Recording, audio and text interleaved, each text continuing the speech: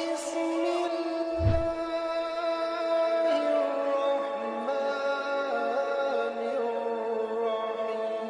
الرحيم رب اشرح لي صدري ويسر لي أمري واحلل عقدة من لساني يفقهوا قولي بسم الله والصلاة والسلام على رسول الله وعلى آله الطاهرين أما بعد. Donc avant de commencer la vidéo, je voudrais remercier ceux qui m'ont rejoint sur Facebook. On avance tout doucement, mais on avance certes comme une tortue, mais on avance quand même, alhamdoulilah. Donc on est passé à 1100 followers.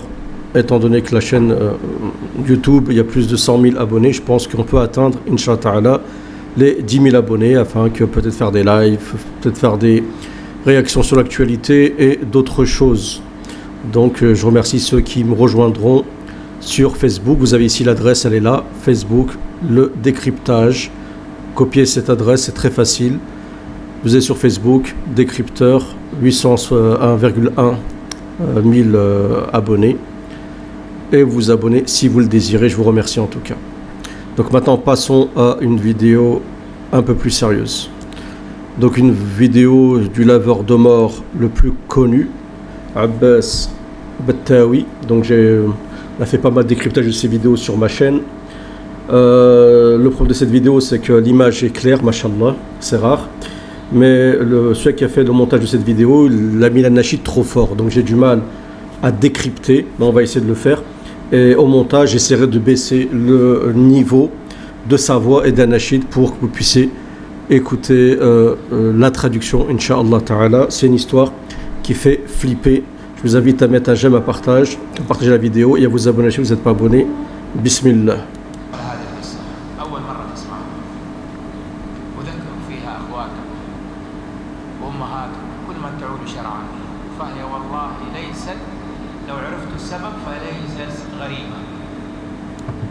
Donc il dit voilà une histoire qu'on m'a racontée.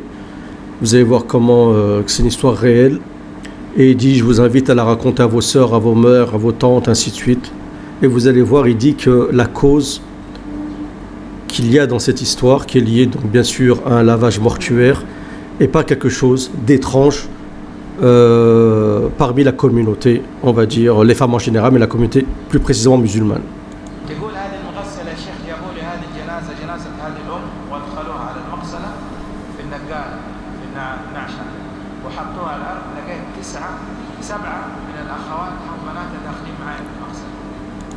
Donc c'est une laveuse de mort qui contacte le shir, qui lui dit voilà, on m'a ramené une dame.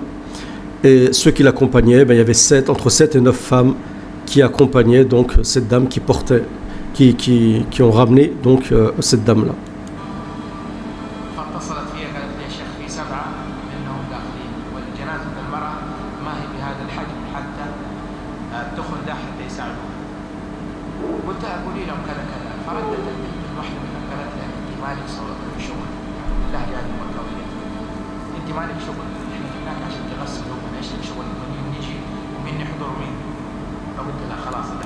Donc le cheikh, il explique, il dit à la dame, parce qu'elle est en contact avec lui, avec sûrement une de ses élèves, Abbas Battawi, et elle dit voilà, cheikh ils sont beaucoup, cheikh il dit t'as pas besoin qu'il y ait autant de femmes qui sont présentes lors du lavage mortuaire, dis-leur de partir, d'accord, il n'y a pas besoin d'autant de personnes. Donc la laveuse de mort, elle dit ça aux filles, et il y a une des filles qui s'exprime, qui dit écoute, ça c'est pas ton problème, combien on est, toi on te paye pour faire ton boulot, fais ton boulot et puis voilà.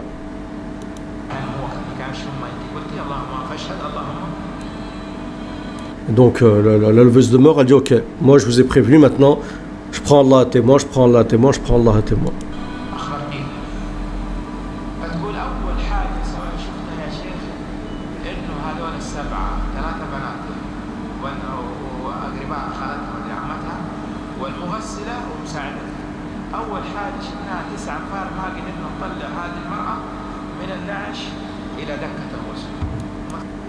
Donc elle explique que la laveuse de mort, avec son assistante, plus ses 7 filles, d'accord, c'est des filles de la famille, il y a les filles C'est en fait, c'est une mère de famille, il y a ses filles, et il y a les proches, les nièces, les tantes. Elle dit, ils étaient 9. Ces 9 personnes, elles n'ont pas pu porter le corps du brancard jusqu'à la table de lavage. Il n'y a même pas 1 mètre, il n'y a qu'1 mètre de distance.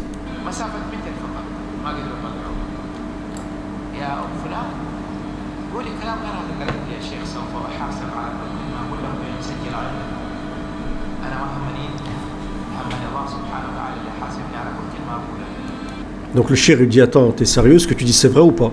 Elle dit, Wallah que c'est vrai, elle jure, et elle dit, j'ai rien à gagner, d'accord, et j'aurai des comptes à rendre devant Allah Azza wa Jalla sur ce que je raconte.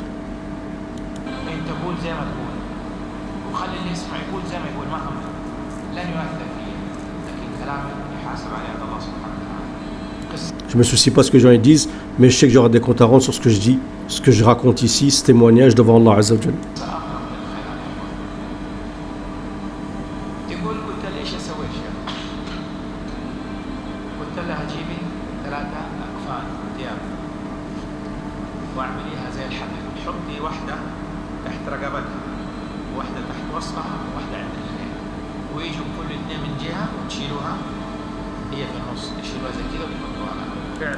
Donc le cheikh, elle dit au cheikh, je fais quoi? Comment on fait pour porter le corps? Le cheikh lui donne une astuce, lui dit, écoute, tu vas prendre 3 linceuls. Un linceul que tu vas mettre derrière le cou, derrière la tête.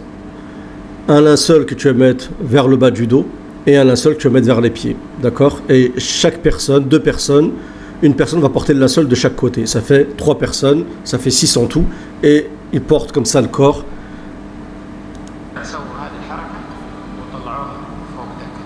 Donc ils ont écouté le conseil du cheikh, ils ont réussi à porter le corps.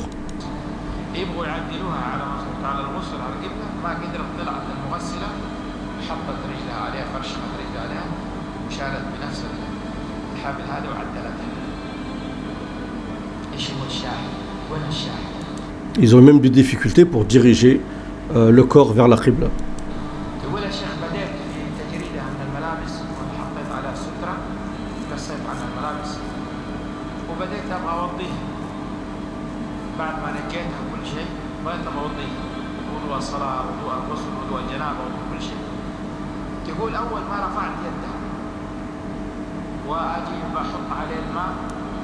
Donc elle explique que là, la laveuse a commencé, donc elle a commencé à couper les habits pour lui faire les ablutions, les grandes ablutions, les petites ablutions, donc le rituel de lavage.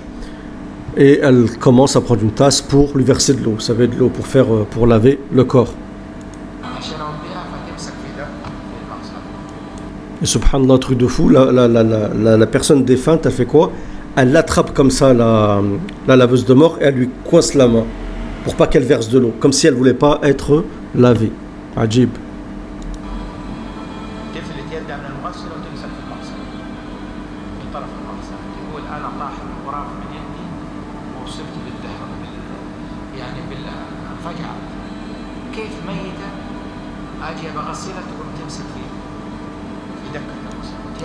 À ce moment-là, la tasse ou la grande cuillère, la louche, elle tombe.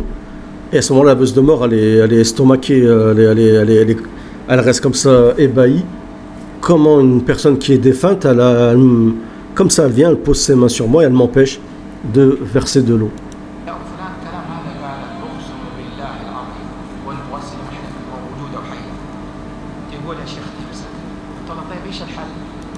Donc le cheikh lui dit, c'est vrai ce que tu racontes? Elle dit, par Allah, c'est vrai.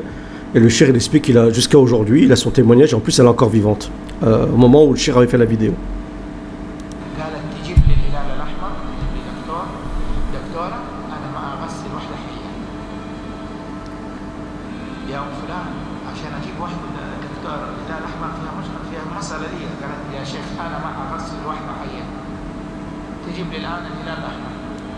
Donc ensuite, la laveuse de mort, elle dit au cheikh, écoute, comme lui, c'est sûrement celui qui a peut-être un groupe de laveuses ou de laveurs, donc il explique, et de laveurs en même temps, oui.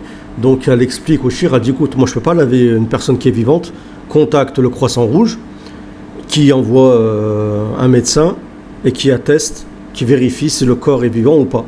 D'accord? Moi je refuse, elle dit, moi je refuse de laver une personne qui est vivante. Pour elle, la laveuse de mort, cette défunte, elle est vivante.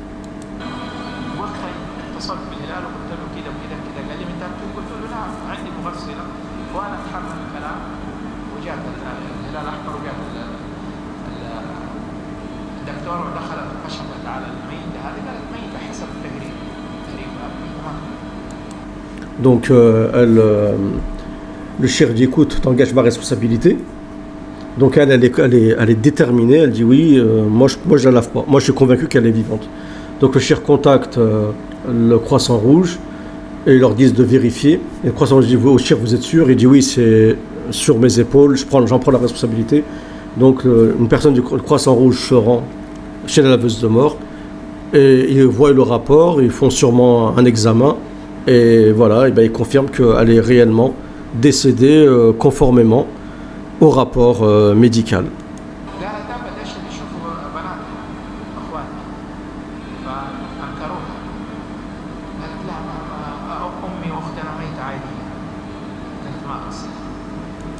Et après, les filles, elles sont toutes opposées en fait à la laveuse de mort. Elles ont dit non, notre mère elle est décédée, d'accord. Mais la laveuse de mort a été déterminée, elle a dit moi je la lave pas. Elle a refusé de la laver.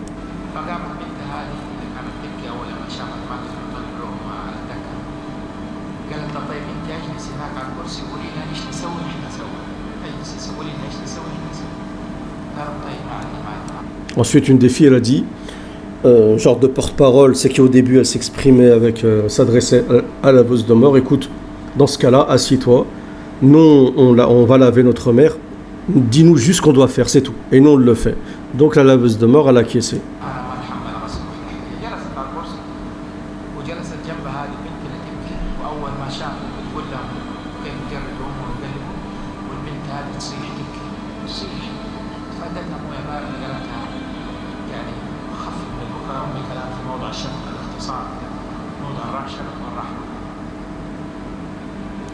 Ensuite, donc la fille, elle a commencé à vouloir laver le corps, donc elle a fait qu'elle déplace sa mère, mais elle ne pouvait pas, elle est tombée en larmes, elle s'est effondrée en larmes.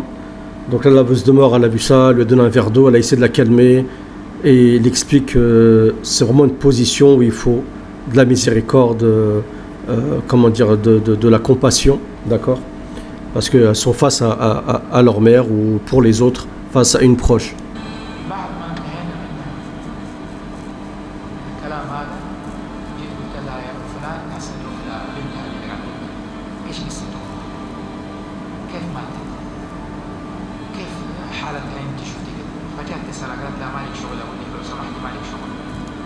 Donc après le shir, il dit écoute à la laveuse de mort, la fille là qui s'est effondrée en larmes, demande-lui c'est quoi, qu'est-ce qui est arrivé, c'est quoi l'histoire de sa mère, comment elle est décédée.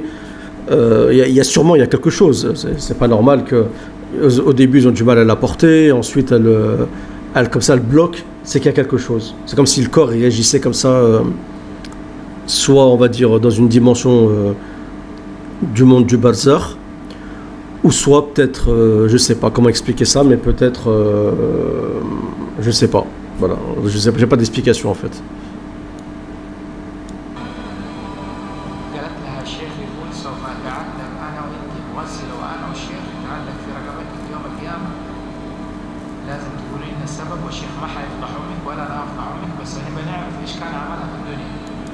Donc ensuite la fille elle dit c'est pas vos histoires. Donc la laveuse de mort a dit ok, on vous fait partie de la responsabilité, moi et le shir, d'accord. L'yom qiyama, si vous nous dites pas la raison de ce qui se passe, et on n'est pas là, de toute façon on va pas dévoiler cette histoire. Il faut bien comprendre que quand le shir il dévoile quelque chose qui s'est passé, et les gens ils comprennent pas ça dans les récits que je fais sur YouTube. C'est que le shir il parle de manière générale. Le shir il te dit il t'est arrivé une histoire, mais vous savez pas c'est qui. Vous connaissez pas les gens, c'est pas leur nom de famille, voilà, il y a pas de signe distinctif pour savoir de qui il parle. Donc il parle de manière générale, et c'est une exhortation, d'accord. C'est comme le prophète quand il est passé devant une tombe, et pourtant c'est le prophète et il a vu des personnes se faire torturer. Il a dit tiens, lui il est torturé pour ci, il est torturé pour ça. Et à plusieurs reprises, le prophète, une fois une personne, ils ont cru qu'il était mort martyr, le prophète a dit non, parce qu'il a volé quelque chose. Donc le prophète voyait des choses dans l'invisible, et il racontait aux compagnons, mais il ne disait pas exactement, lui c'est un tel, lui c'est un tel, lui c'est un tel. D'accord? Mais le prophète en parlait pour l'exhortation, d'accord? Afin que les gens, leur cœur, il tremble.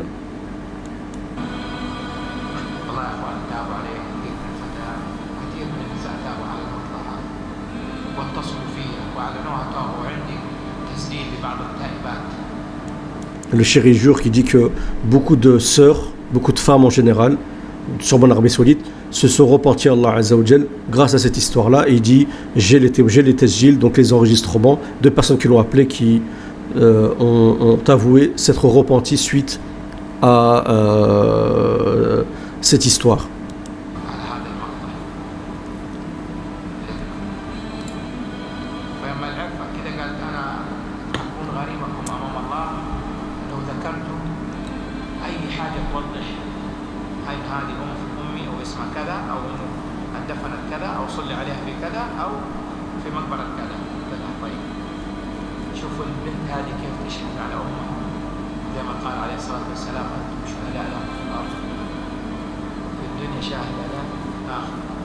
Donc il explique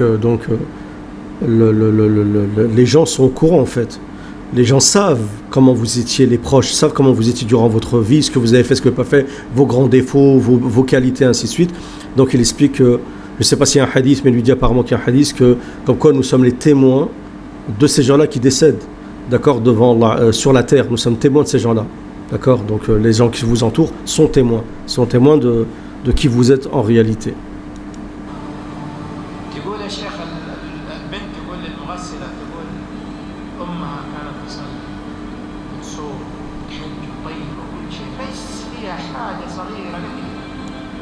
Subhanallah. Donc elle explique, elle dit écoute, ma mère, elle priait, elle jeûnait, elle faisait le hajj, elle faisait plein de bonnes actions. Elle avait juste un défaut, un petit défaut, mais pas si petit que ça, vous allez le voir.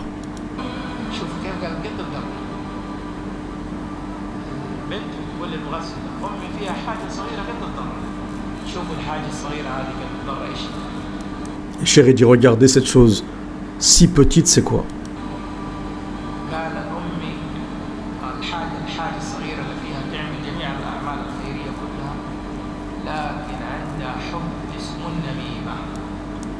Donc il explique, il dit voilà, ma mère, elle fait plein de bonnes choses, plein d'actions, sûrement des aumônes, sûrement, voilà, elle fait plein de bonnes choses. Mais elle a juste un petit défaut, et c'est quoi? C'est la médisance, an-namima. Et comme vous le savez, comme le prophète l'a dit, que l'un des plus grands défauts qu'ont les femmes, d'accord, et pour lequel elles seront châtiées dans la tombe, surtout dans la tombe, c'est an-namima, c'est la médisance. Tout ce qui tourne autour de la médisance, que ce soit le fait de faire la fitna entre les gens, comme vous allez le voir, de créer la subversion, de la curiosité, de parler, de calomnier, tout ce qui tourne autour en fait de la médisance. La médisance, c'est large. Donc après, il y a des degrés. Il y a des gens qui vont juste dire ah, une telle, elle a fait ça, elle a fait ci, elle a, je sais pas, genre une telle, elle a eu un nouveau boulot, une telle, elle s'est mariée avec un tel.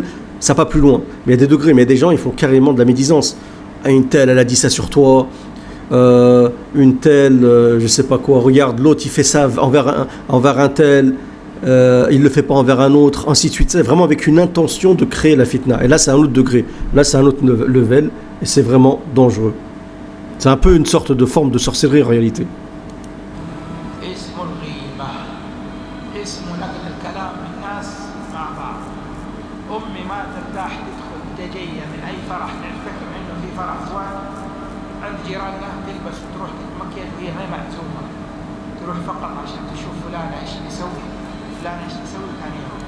Il explique que leur mère a dit, ma mère a dit quand les voisins avaient un mariage, elle n'était même pas invitée, elle s'habillait, elle mettait du maquillage et elle allait pourquoi?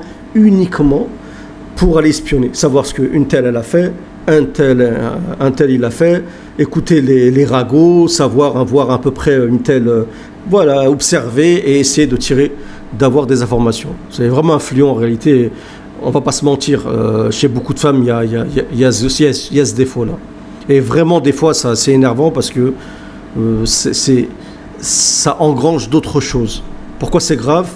Vous allez me dire, parce que au début, c'est que des paroles, c'est que des constatations.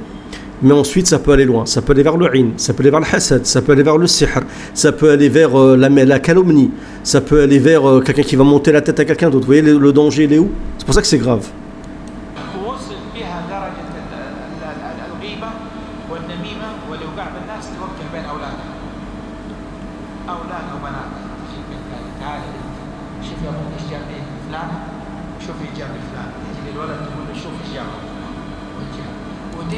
Donc il dit, elle m'a fait même la fitna entre ses enfants.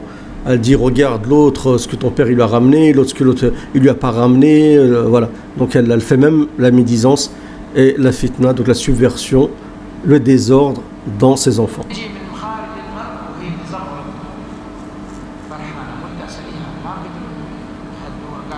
Donc elle revient de ça quand elle a fait son boulot de namima, médisance, elle zagharat, elle fait you, elle est contente, d'accord, parce qu'en fait c'est comme si elle avait réussi sa mission. Donc ses enfants, ils ont essayé de parler avec elle, de la raisonner à plusieurs reprises.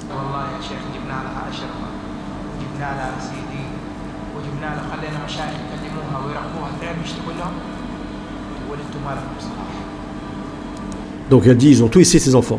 Lui faire ruqya, lui ramener des cassettes, des CD. Bon, la vidéo elle est un peu ancienne, hein, mais en fait, lui montrer lui ramener des MP3, des vidéos, ce que vous voulez, pour la raisonner. Et elle a dit à la fin, ça vous regarde pas.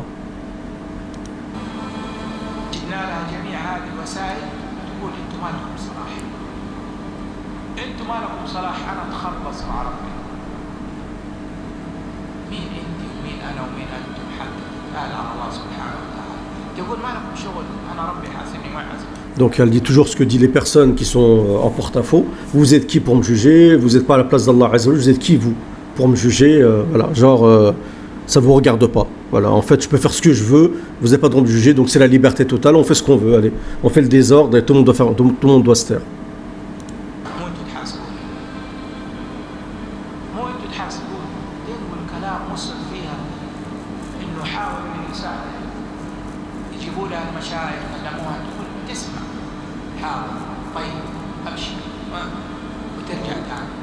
Même si quand il lui ramène des chirs, les chirs parlent avec elle, c'est de la raisonner, elle dit ok, d'accord, pas de problème, ok. En fait, elle est têtue, elle est déterminée à continuer son vice.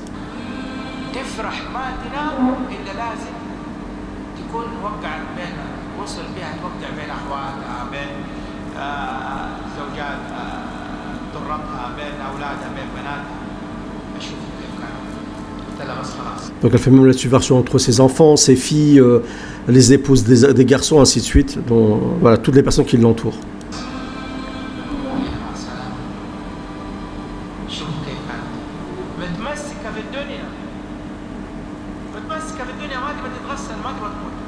Elle est attachée à ce dunya, elle ne veut pas être lavée. Elle reste accrochée à ce dunya, à son vice. Elle veut en fait encore continuer son vice.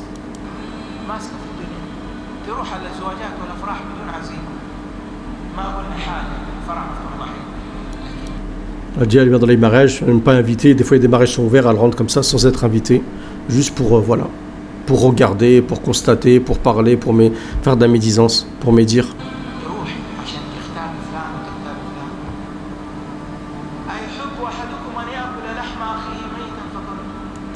Comme dans le verset, Dieu dit en Coran, et ça, des fois, on l'oublie.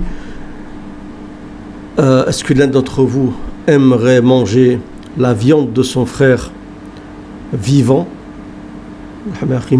la viande de son frère mort, excusez-moi, Meitan fakarihtumur, d'accord,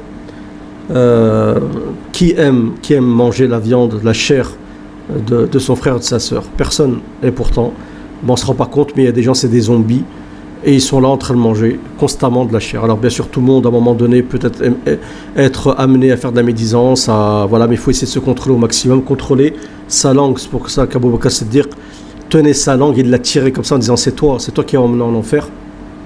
Et je tiens à préciser ici que la religion c'est la justice, donc toutes les bonnes actions qu'elle a fait, ce ne sera pas vain, donc peut-être qu'Inch'Allah elle échappera à l'enfer, mais n'oubliez pas qu'avant l'enfer il y a la tombe, et il y a des châtiments de la tombe, contrairement à ceux qui nient ceci, et si ce n'est le fait que de subir quelques châtiments de la tombe, déjà c'est un truc de fou. Voilà. Si ce n'est qu'à cause de la médisance qu'il faut subir des châtiments de la tombe, alors ça vaut pas le coup. Sincèrement, ça vaut pas le coup.